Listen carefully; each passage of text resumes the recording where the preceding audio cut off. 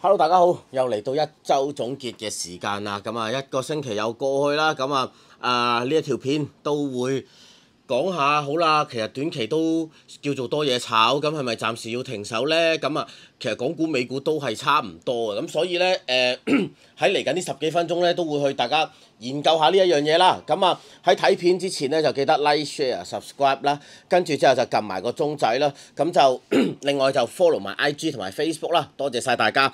咁啊，首先第一樣嘢就係先講咗嗰個外圍啦。咁係咪而家以色列去炸伊朗？咁伊朗就會報復。咁呢一件事係咪會演變成為一個長期嘅戰爭，長期嘅一個衝突，而令到個股市一路都差落去呢？或者就係借呢一件事，股市做一啲適當嘅回調呢？首先第一樣嘢就係喺現代嘅戰役入邊，其實就唔會不停地去打，或者就係就算去不停地去個持續時間長都好，都唔會喺一個好 keep 到好耐影響個市，唔會。可能就係星期五出呢個新聞嘅，星期五影響咗，星期一影響咗，星期二影響咗之後，就會行翻自己原本嘅規律，就個市場會回歸翻理性，亦都已經係消化咗相關嘅消息。無論佢嘅新聞有幾咁恐怖，無論有炸咗幾多小朋友、老人家或者其他嘅設施，有犯咗幾多嘅戰爭罪行都好，都唔會對個市造成一個長期嘅影響，除非去演變落去變成一個大規模嘅戰役或者代理人戰爭，參與嘅人數、參與嘅 parties 越嚟越多，咁先至會令到大家繼續去恐慌。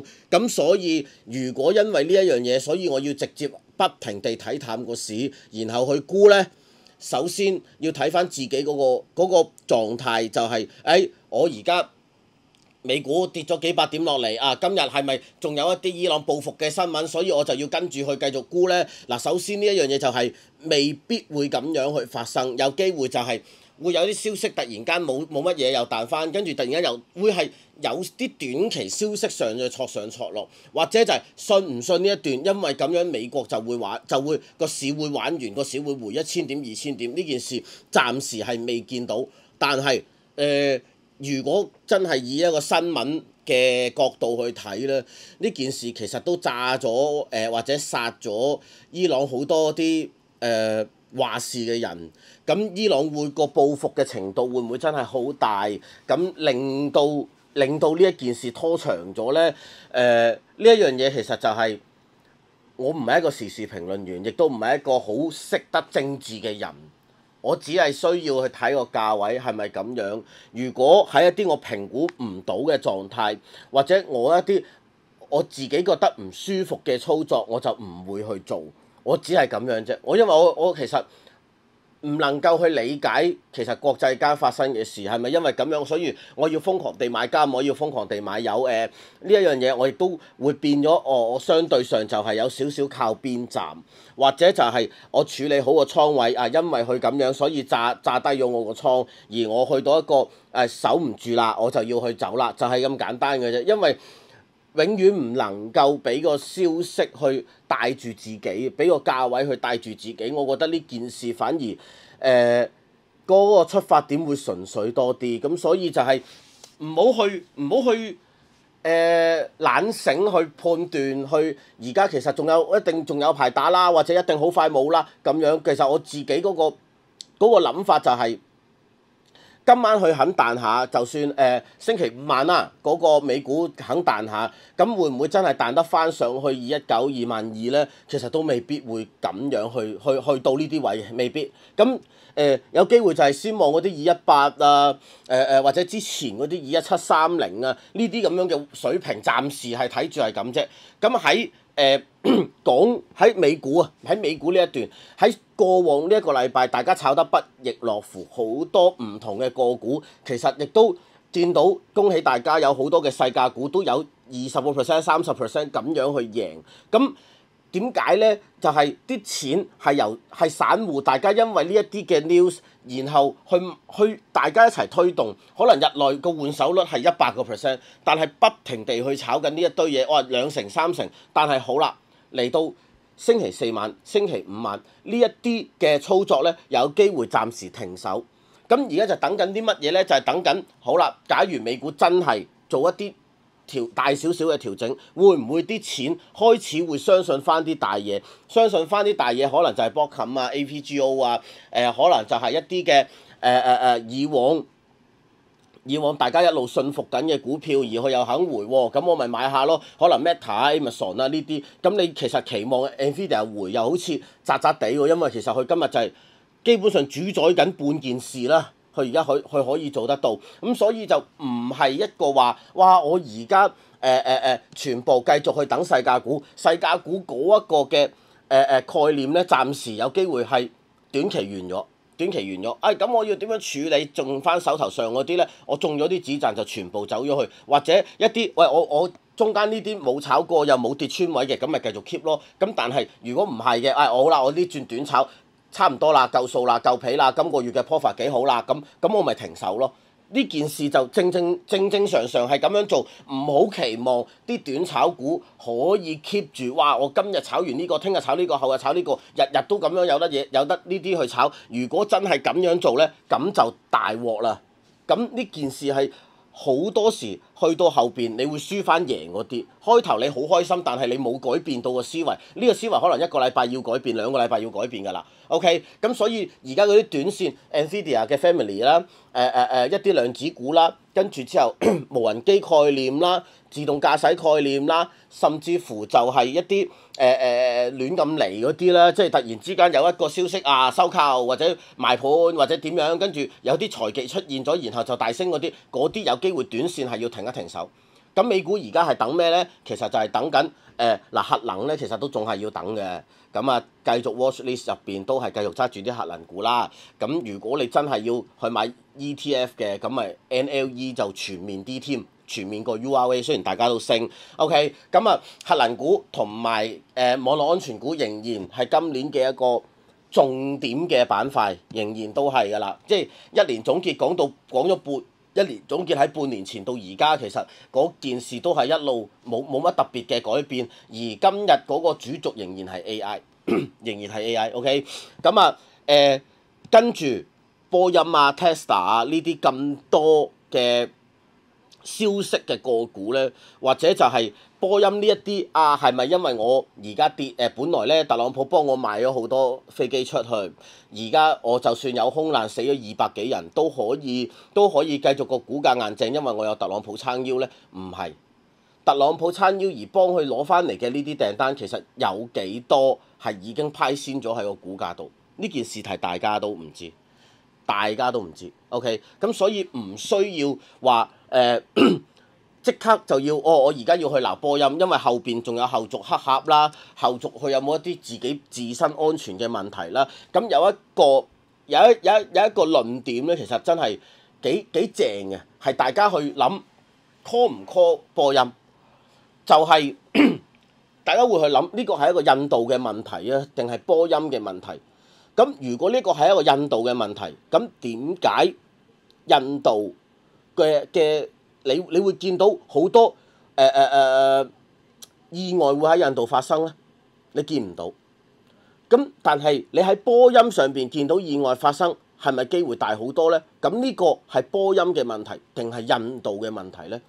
咁而呢一個安全性嘅問題係可以延展到波音有幾多嘅估值下跌咧？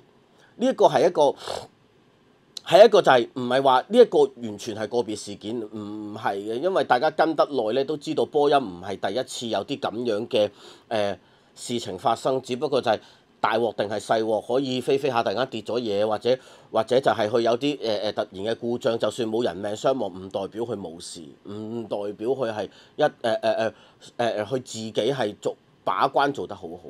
好啦，咁另外就係 Tesla，一個狗血嘅連續劇，呢件事好啦，出到嚟22號6月22號就係呢個 Robotaxi 發布嗰一日，其實就褪遲咗10日，但係唔關 Tesla 事，係關呢、一個美國自己嘅一個騷亂。咁所以其實根本咧就第一樣嘢，個 Robotaxi 咧冇事未必升，有事一定跌。即係你而家呢一樣嘢冇事，唔會話因為呢一樣嘢大家好睇好，然後係咁夾上翻386，我自己偏向唔信。咁第二樣嘢就係、如果你要好短炒 Tesla 嘅，其實得一樣嘢嘅啫，就係、我去諗單邊，即係話我個立場係睇好嘅，我就逢低買，我300蚊邊我就試295我就止蝕，目標320，次次都係咁做到佢破咗呢啲價位，咁咪算咯。咁一係我好睇淡嘅，我每一次330附近咧我就做淡倉。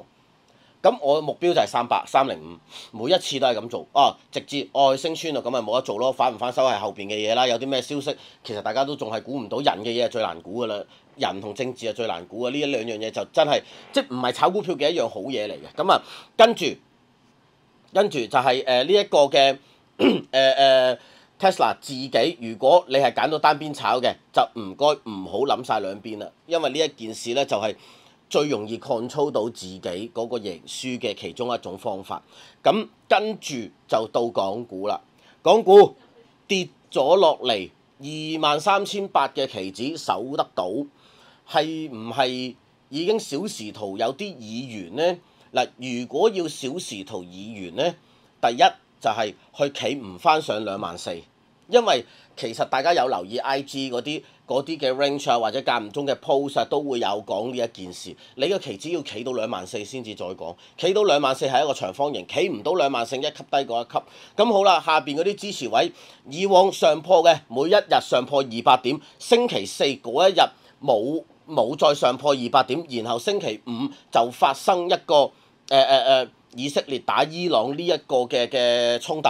OK， 咁變成咗咧就係、原來呢一個 pattern 跟咧幾唔使理消息喎。總之我琴日係唔破頂，然後今日跌，你已經知道哇，好似啲好倉要撇咯喎。我同正股我啲正股係好關指數事嘅嗰啲要撇，冇乜憧憬嘅嗰啲要撇。咁呢個係其一啦，其二就係而家係由23200、23400、23600、23800、24000、24200、24000一路一級一級200咁上。咁好啦，而家落翻嚟啦，就係、你咪變翻24,000係阻力，穿23,800就23,800係阻力，咁咪一級一級落咯，樓梯上樓梯落啫嘛。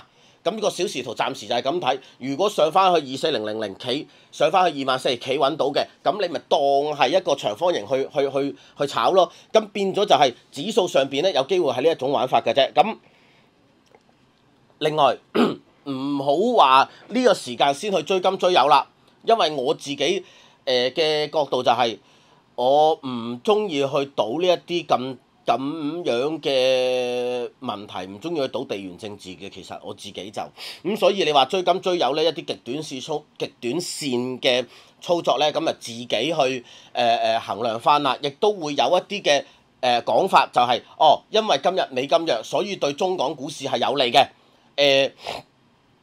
呢件事咧，我係認同一半嘅，因為咧有機會就係港股唔跌得好深，而亦都有一啲嘅個股炒。但係唔代表港股會變成一個牛市，因為如果係咁咧，其實美匯要回咧就並唔係今日或者琴日發生嘅事，已經發生咗2個禮拜、3個禮拜，並唔係話我而家咁樣嘅情況咧就會就可以話我而家因為美匯弱，所以我就繼續買港股啦。你睇翻個實際情況啦，好冇？咁所以或者咁講，美匯弱、美金流出，或者個美債有冇問題？個美債暫時都冇問題。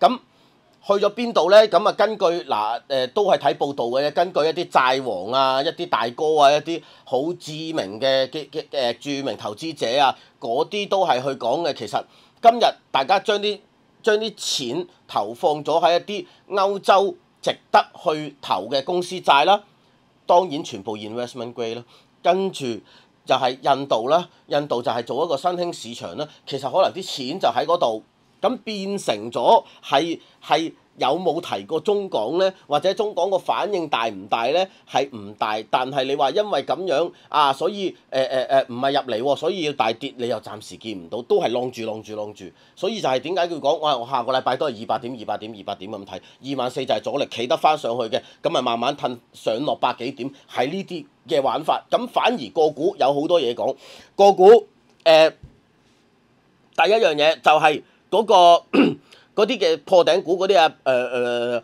中間咧，其實今個禮拜我都炒咗幾隻個股嘅嗱，唔好講我嗰啲收息股啦，嗰啲收息股883啊1088喺今日呢個市況咧，其實就出現咗一個幾好嘅直情係真係避到險啦。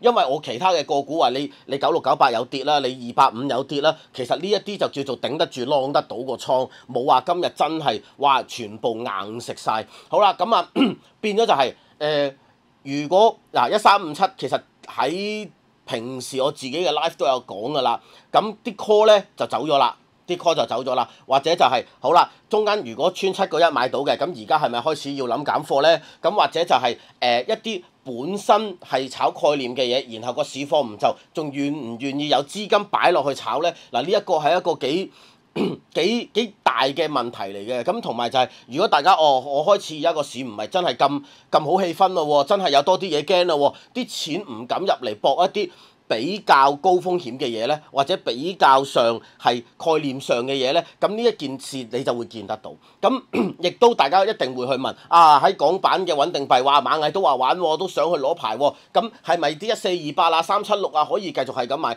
首先一樣嘢就係、喺香港發穩定幣呢一件事咧，其實個 process 係可以好長。今日唔係估佢件事能夠賺到錢，係估佢有多一個業務，所以能夠個估值高咗。呢一個係個分別嚟嘅 ，OK，咁所以就係你炒個估值高咗，係一個願望同一個現實係有距離，咁所以會變成咗咧啲個股咧係急上急落嘅，好容易地就係、踢得好勁，然後又回得好快，所以就係一係你就見到佢喐，我話我好快反應跟住佢喐；一係我直情就唔炒，我就偏向選擇唔炒嗰一邊嘅 ，OK 就係咁樣啦。咁所以咧就係、我穩定幣咧就基本上唔會去喐嘅，因為我覺得勁概念。咁另外就係、大家一定會留意㗎啦，醫藥股。咁點解咧？因為第一呢一排咧北水係幾眷顧醫藥股，亦都喺內地嘅一啲報道咧，亦都見得到醫藥股係準備同海外嘅一啲大型藥廠去合作，而去出海外做一啲嘅授權，甚至乎係研發。咁呢一件事咧，就會對一啲國內一啲創新藥嘅藥廠咧，係有一個嘅憧憬喺度嘅。咁其實係有嘅。咁但係我跟住個市跌，我而家要繼續揀嘅，我揀咩股票咧？創新藥可唔可以揀到3692咧？都有機會。如果創新藥最大嗰隻咧，最正嗰隻咧，就應該係6160嘅，即係百濟神州嘅。咁所以咧就繼續去望住，咦嗱1077、1177、1093兩隻都係有創新藥嘅兩隻，跟住之後咧康方6160都係唔係太差嘅。即係所以就係要揀咧，我要揀藥股咧，我揀啲好細隻嘅 B 仔咧，就唔好啦。不如你揀翻大嘅，我當翻去有一件事係準備發酵，準備去真係釋放消息喺個市場度好過。所以就要揀咧，就係揀啱啱冇幾隻嘅啫，9926、6160、3692、1177同埋1093。咁就係呢5隻，喂！如果我搏唔到嘅，我止蝕位都唔會咁得人驚，我控制到嗰個虧損 ，OK？咁所以就係要睇個市況氣氛咧。如果浪得住，冇好似啱啱咁講一級一級浪咧，一級一級落咧，都仍然有機會呢一堆係有得炒嘅。咁另外嗰啲個股好。或者 ATM 啊，或者車股啊嗰啲，其實車股都講咗好耐㗎啦，就係中線其實真係唔睇好，係其實全世界嘅所有車股都一樣，所以唔單止係內地，咁內地中當然我哋知道嘅新聞會比較多啲啦，咁但係你會睇到小鵬嘅老細出嚟講嗰啲乜，吉利嘅老細出嚟講嗰啲乜，大家都係吹緊個淡風，點解你呢個時間仲要投資落去一個係勁紅海嘅一個市場咧？即係你話炒牛熊啊，呢啲係一啲問題都冇，你隨時喺度炒下上落冇問題。但係點解我見到老細都唔撐自己做緊個行業，都咁悲觀？點解你能夠樂觀呢？我唔信啊！我唔知點解，我唔知哪來的自信，所以我就唔會去做呢件事。OK，咁啊仲有就係 ATM 啦，到最後 ATM 冇乜特別嘢好講，真係不需繼續走科技股。咁大家要留意嘅就係如果呢一轉啲 ATM 跌得急過個市，而收息股喺度浪嘅呢一件事對個市況呢，唔係一件好事，就係咁啦。多謝晒大家，咁啊記得留意平時朝頭早同埋夜晚嘅 live 啦，咁啊撳埋個鐘仔呢，你就會見到㗎啦，見到有 live 佢就會有 notification 啦，就係咁樣。咁啊多謝晒大家，拜拜。